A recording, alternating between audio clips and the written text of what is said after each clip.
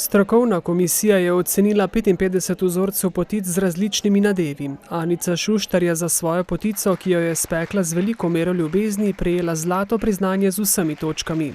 Pravo slovensko orehovo potico. Ker sem videla, da tle imajo takole razstave in sem se rekla, bom pa še sama začela. Ne?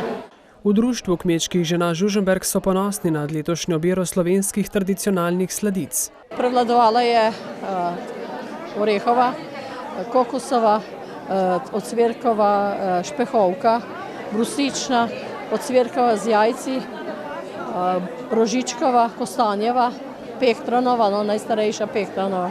Cilj tovrstnih prireditev je ohranjanje bogate kulinarične dediščine. So to priložnosti, ki povezujejo tako podeželje kot mesto, da so to priložnosti, ki povezujejo mlajše, starejše, priložnosti, kjer se prenaša tradicija peke potice.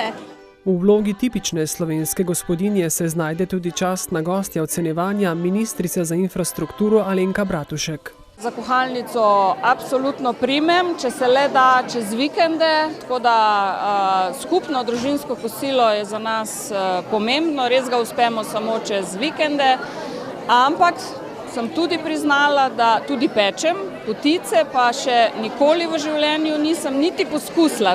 Danes nas različne slaščice spremljajo na vsakem koraku, a za marsikoga je čez potico ni.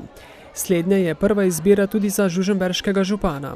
Seveda domačo potico iz naših rok kmečkih žena občine Žužemberka.